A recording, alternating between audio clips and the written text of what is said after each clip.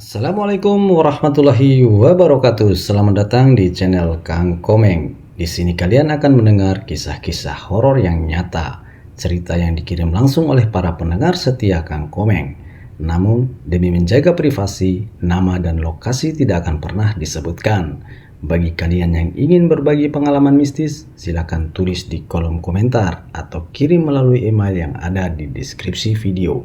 Sebelum kita memulai, jangan lupa dukung channel ini dengan like, subscribe, dan share sekarang juga. Siapkan hati kalian, inilah cerita malam ini.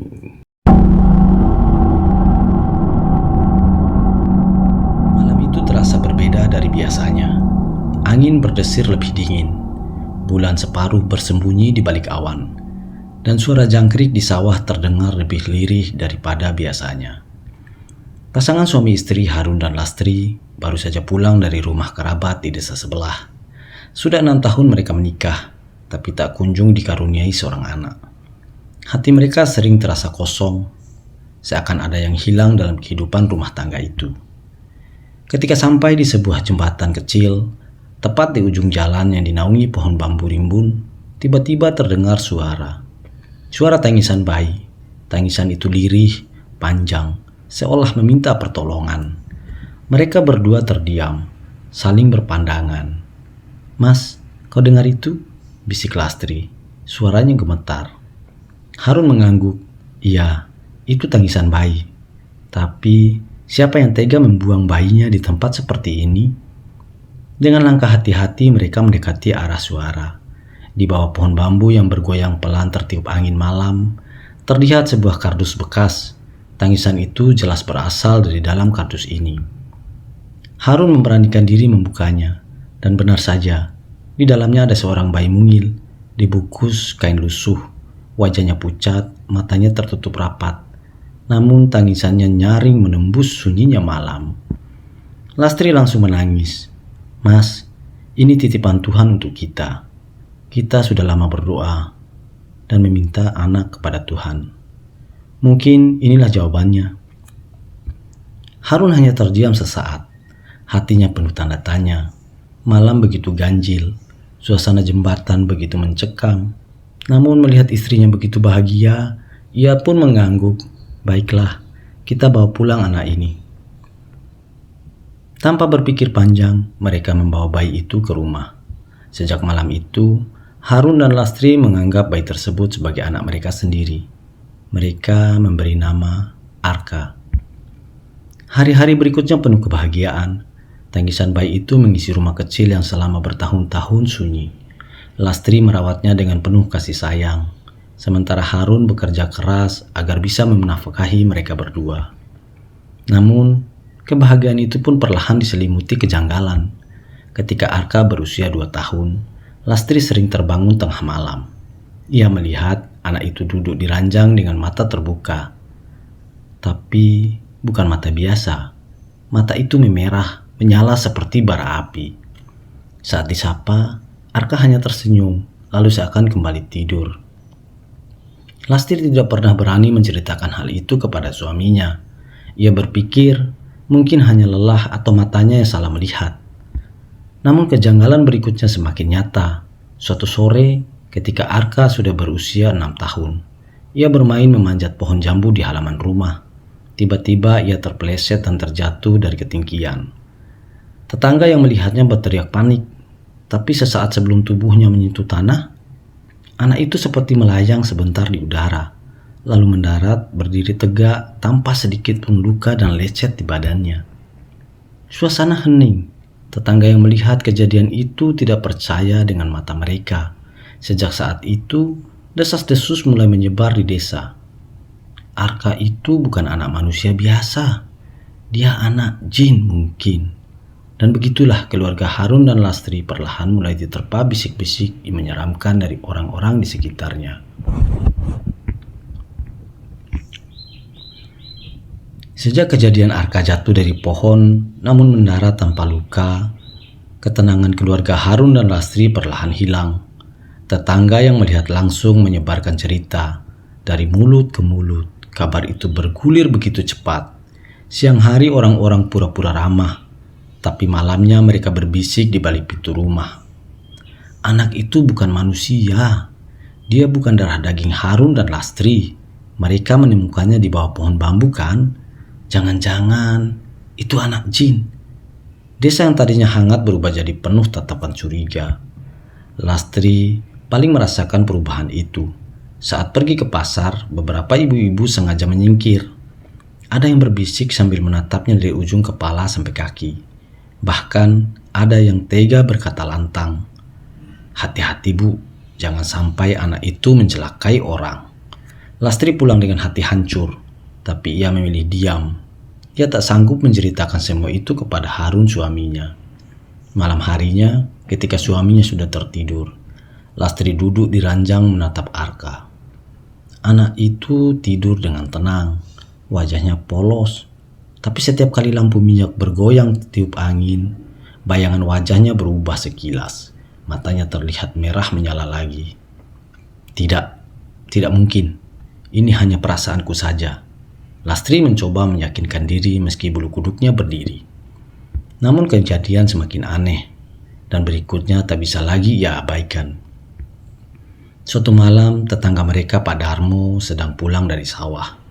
Ia berjalan melewati rumah Harun. Dari kejauhan, ia melihat Arka kecil berdiri di halaman. Mata Pak Darmo terbelalak. Anak itu kok melayang beberapa jengkal di atas tanah. Tubuhnya bergerak perlahan, seakan mengikuti arah angin malam. Pak Darmo berlari. Keesokan harinya cerita itu sudah menyebar ke seluruh desa. Sejak saat itu, tidak ada anak-anak desa yang mau bermain dengan Arka. Bila ia mendekat, mereka semua kabur. Bila ia lewat, orang-orang langsung menutup pintu. Harun dan Lastri pun mulai merasakan jarak. Mereka yang dulu disapa hangat kini disambut dengan tangan dingin.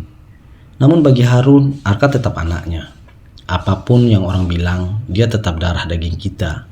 Meskipun bukan lahir dari rahimmu. Tapi dia besar dengan kasih sayang kita. Harun berkata tegas, menenangkan Lastri.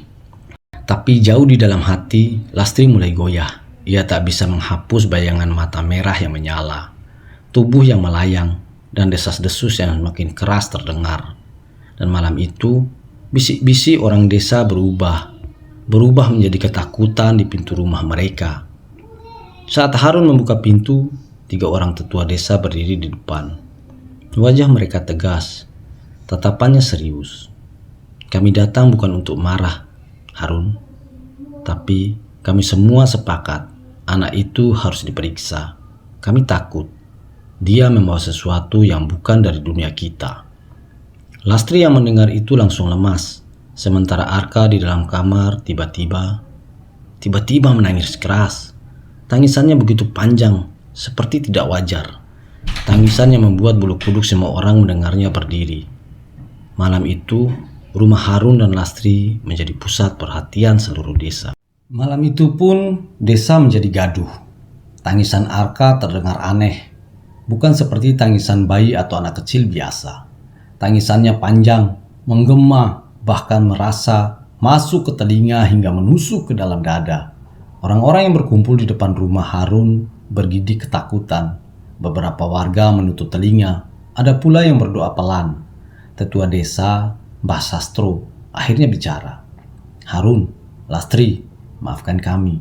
Kami harus tahu siapa sebenarnya anak ini. Kalau tidak, desa kita bisa celaka." Harun marah. "Apa maksud kalian? Dia anakku. Aku yang membesarkannya. Aku yang membiarkannya makan. Kalian tidak berhak menuduh." Namun, sebelum perdebatan berlanjut, tiba-tiba lampu minyak di ruangan tengah padam. Rumah itu langsung gelap gulita, hening. Lalu, suara tawa kecil terdengar dari kamar Arka. Tawa itu bukan tawa anak kecil biasa. Suaranya serak, panjang, dan menyeramkan. Hehehehehe. Lastri menjerit histeris, sementara Harun segera berlari masuk ke kamar. Saat pintu kamar didobrak, pemandangan di dalam membuat semua orang melihatnya membeku. Arka berdiri di pojok kamar, matanya menyala, merah dan terang. Wajahnya setengah tertutup bayangan. Bayi kecil yang dulu mereka temukan kini tampak berbeda. Aura gelap menyelimuti tubuhnya. "Siapa kau sebenarnya?" Suara Harun bergetar, penuh takut sekaligus kasih sayangnya. Arka menoleh perlahan, senyumnya tipis, tapi mengerikan. Suaranya bergema, jauh lebih berat dari anak seusianya. "Aku bukan anak kalian, aku titipkan di bawah pohon bambu. Kalian yang mengambilku." Orang-orang di luar rumah mulai mundur, beberapa lari terbirit-birit. Mbah Sastro yang masih berdiri di depan pintu berkata dengan lantang, "Harun, Lastri, anak itu bukan dari dunia kita. Itu titipan makhluk gaib. Kau harus mengembalikannya ke tempat asalnya." Lastri menangis terseduh. Ia jatuh bersujud, mendekap Arka sambil berkata, "Tidak, dia anakku. Apapun dia, jin atau manusia, aku yang membesarkannya. Aku tak akan menyerahkannya." Namun, tiba-tiba, angin kencang masuk melalui jendela yang terbuka. Tirai berkibar liar. Pohon bambu di ujung jembatan tempat mereka dulu menemukan Arka terdengar bergoyang kencang meski anginnya hanya bertiup di arah rumah Harun. Dan di antara suara angin itu terdengar panggilan lirih menyeramkan, "Arka, waktumu pulang." Arka menatap nenek pohon bambu itu dengan mata berkaca-kaca. Aku pertama kalinya, ia terlihat seperti anak kecil lagi. Ia memegang tangan Lastri erat-erat, seolah meminta perlindungan. "Ibu, jangan lepaskan aku." Lastri menangis semakin keras. Harun pun menulai, tak tahu harus memilih antara cinta atau menyerahkan anak itu kepada asalnya. Lalu, tubuh Arka perlahan diselimuti kabut hitam. Semakin lama semakin pekat. Tangan kecilnya berusaha meraih Harun dan Lastri, tapi makin lama makin samar, hingga akhirnya lenyap ditelan kabut.